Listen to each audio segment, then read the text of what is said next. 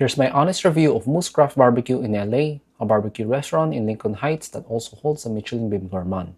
Moose started as a backyard pop-up before opening its permanent restaurant in 2021.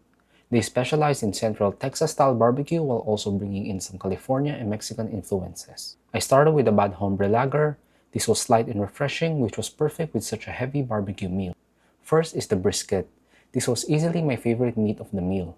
The brisket was incredibly tender and juicy with a good balance of meat and fat. It was soft enough to pull apart easily but still had a satisfying texture. It also had enough seasoning and smoky flavor that I honestly didn't even need either of the barbecue sauces. This gets a 10 out of 10. Next is the pork belly burnt ends, finished with a Korean-style sticky glaze. These were incredibly soft and easy to bite into, but the pieces had a much higher fat-to-meat ratio than I personally prefer. The glaze was a little too sweet for me, and because the pork belly was already so rich and fatty, the sweetness made it feel even heavier. I understand why some people would love this, but this was my least favorite item. This gets a 6 out of 10. Next is the jalapeno cheddar sausage. I expected a strong jalapeno flavor and more richness from the cheese, but it was actually pretty lean and mild.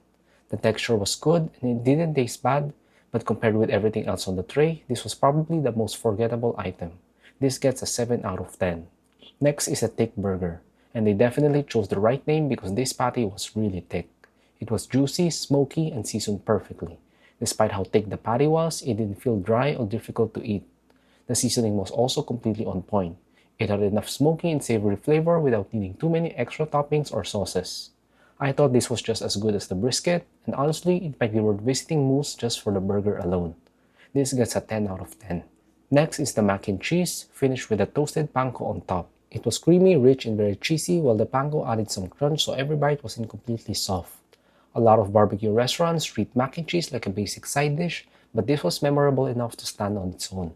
This might honestly be the best mac and cheese I've had in LA. This gets a 10 out of 10.